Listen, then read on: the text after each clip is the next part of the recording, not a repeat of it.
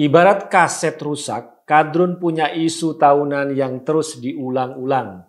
Dari isu haramin ucapan Natal, haramin niup trompet dan kembang api di tahun baru, mengharamkan perayaan Imlek dan Cap Gomeh, perayaan Valentine dan lain-lain sebagainya. Fatwa itu pendapat. Fatwa bisa didebat. Fatwa tidak mengikat. Fatwa itu opini, tidak suci, meniscayakan toleransi. Dan sebaik-baik fatwa, suara hati nurani. Inilah Fatwa Guntur Romli. Assalamualaikum warahmatullahi wabarakatuh. Salam sejahtera untuk kita semua. Shalom, shalom aleichem, Om Swastiastu, Namo Buddhaya, Rahayu, Salam Nusantara. Kadrun itu ibarat kaset rusak. Generasi yang tidak pernah mendengarkan lagu lewat kaset mungkin kurang memahami perumpamaan kaset rusak. Kaset kalau sudah rusak, kusut, tidak bisa bergerak maju tapi mundur, mengulang-ulang lagu sebelumnya, itu kaset rusak. Demikianlah kelompok Kadrun yang memainkan isu-isu lama yang terus diulang-ulang setiap tahunnya. Ada beberapa isu yang dimainkan kelompok Kadrun selama ini jauh sebelum kelompok itu disebut dengan Kadrun. Kalau masuk bulan Desember, sudah pasti hukum ucapan Natal yang lagi rame. Dengan mengharamkan ucapan Selamat Natal hingga melarang atribut-atribut yang mereka sebut sebagai atribut Natal. Seperti topi Santa yang sebenarnya bagian dari teknik marketing dan promosi, mereka anggap sebagai atribut ibadah Natal. Padahal topi Santa itu mirip ketupat kalau Lebaran, kalau Idul Fitri. Nah, ketupat ya tidak pernah masuk dalam ibadah Idul Fitri. Masa ketupat mau diharamkan? Masa topi Santa diharamkan? Tapi kalau junjungan Kadrun, Anies diberi nama Yohanes tidak diharamkan. Kalau Anies pakai stola juga tidak diharamkan. Padahal nama dan atribut itu sangat jelas bagian dari atribut kekristenan. Karena alasan Kadrun menolak atribut dan budaya yang dituding dari agama yang lain, tapi kalau yang pakai selain junjungan mereka ya, dianggap tasyabbuh, menyerupai suatu kaum. Tapi kalau Anies menyerupai suatu kaum tidak masalah. Ini standar ganda Kadrun. Setelah lepas ucapan Natal dan topi Santa, Kadrun akan mengulangi isu berikutnya. Mengharamkan perayaan tahun baru, meniup trompet dan membakar kembang api. Alasannya ya tadi itu, katanya bukan budaya Islam tapi budaya agama lain. Apalagi trompet yang dianggap budaya Yahudi. Membakar kembang api dianggap budaya Cina. Setelah tahun baru, Kadrun akan mengulangi isu berikutnya, Imlek dan Cap Gomeh. Lagi-lagi karena dianggap bukan budaya Islam. Tapi kalau dikasih angpau, mau tuh diterima. Kemudian isu yang masih berdekatan adalah mengharamkan perayaan Valentine. Karena lagi-lagi dianggap bukan budaya Islam. Memang ruwet ini pola pikir Kadrun. Memang ada yang disebut dengan budaya yang asli. Di zaman yang semuanya saling terkoneksi dan saling mempengaruhi ini, akulturasi atau percampuran antar budaya adalah keniscayaan tidak bisa ditolak.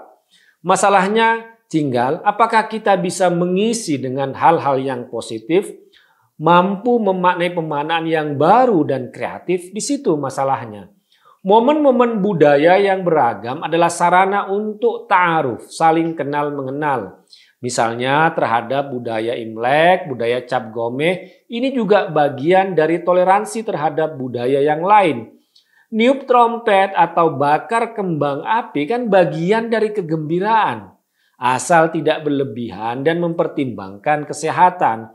Ya misalnya hati-hati membeli trompet, apalagi masih pandemi. Sebaiknya jangan. Nah ini alasan yang masuk akal. Bukan trompet dikait-kaitkan dengan budaya Yahudi.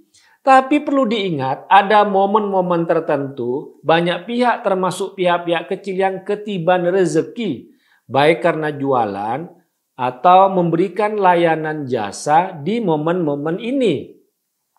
Ekonomi justru hidup di sini. Loh kok mau main diharam-haramkan saja? Kalau mau menghindar dari hal-hal negatif, ya ini pentingnya soal pendidikan dan pencerahan. Misalnya soal Valentine yang sering dituduh sebagai perayaan seks bebas. Ini memang kadrun berpikirnya selalu seputar selangkangan. Padahal Valentine adalah hari cinta, bukan hari hubungan seksual. Cinta adalah dasar dari hidup ini, dasar dari segala relasi manusia. Cinta adalah hal yang universal, tidak bisa dibatasi oleh jenis kelamin, umur, agama, strata sosial, dan lain sebagainya. Kalaupun cinta antara pasangan, yang harus dimaknai adalah cinta itu hasrat yang kuat untuk saling menghormati, menghargai, memberikan kebebasan masing-masing pasangan, saling berdialog, tukar pikiran, hubungan yang setara. Cinta bukan dominasi, jauh dari pelecehan dan kekerasan. Cinta itu bukan tipu daya, cinta itu hubungan yang adil dan sportif. Cinta itu bukan seks. Ekspresi cinta bukan hubungan seksual, tapi relasi yang harus saling menghormati dan menghargai. Istilah Arabnya yang terinspirasi dari ajaran Islam, mubadalah atau ketersalingan. Kalau istri menghormati dan menghargai suami, maka suami juga harus menghormati dan menghargai istrinya. Ini namanya relasi yang berdasarkan prinsip mubadalah. Masing-masing pasangan saling menghormati dan menghargai. Tidak bisa mentang-mentang sudah jadi suami kemudian berlaku sewenang-wenang pada istrinya sampai soal hubungan seksual. Ini bisa masuk dalam KDRT, kekerasan dalam rumah tangga, dan pelecehan seksual juga. Kekerasan dan pelecehan seksual dalam rumah tangga bisa terjadi karena tidak pernah menemukan cinta dalam arti prinsip relasi mubadalah, ketersalingan dalam pasangan. Saling menghormati, saling menghargai. Kalau sudah masuk bulan puasa, kadrun biasanya akan teriak-teriak untuk menghormati yang puasa, maka warung-warung tutup di siang hari. Kalau perlu mereka melakukan razia dan sweeping. Padahal di bulan puasa tidak semua orang Islam berpuasa. Apalagi di komunitas yang beraneka ragam agama, tidak semua orang penduduk wilayah itu berpuasa. Ada kelompok orang Islam yang tidak dibebankan puasa, misalnya dari wanita yang lagi haid, ibu hamil, melahirkan, menyusui anak-anak, orang-orang yang sakit, orang-orang yang bepergian, musafir, atau orang tua yang sudah sangat sepuh. Lebih aneh lagi nih, sweeping rumah-rumah makan justru terjadi di terminal-terminal yang jelas-jelas untuk yang bepergian diperbolehkan tidak berpuasa. Kadrun ini sebenarnya mewakili kejiwaan dan keimanan yang rapuh. Melihat warung buka langsung merasa keimanannya terganggu. Melihat topi santa imannya langsung goyang. Mendengar bunyi trompet hatinya langsung menjerit-jerit.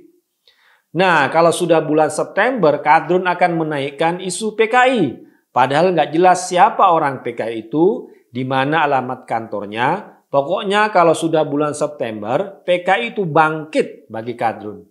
Padahal yang ngebom, yang melakukan teror dalam tahun-tahun belakangan, pelakunya sudah bukan PKI lagi, tapi yang seideologi dengan kelompok-kelompok kadrun itu. Kita harus tetap mawas diri dan waspada dengan permainan isu-isu oleh kelompok-kelompok kadrun. Karena isu-isunya itu isu-isu usang yang terus diulang setiap tahunnya. Namanya kaset rusak, ya tidak perlu diperbaiki. Lebih baik dibuang. Nah, cara berpikir kadrun itu memang harus dibuang jauh-jauh. Wassalamualaikum warahmatullahi wabarakatuh.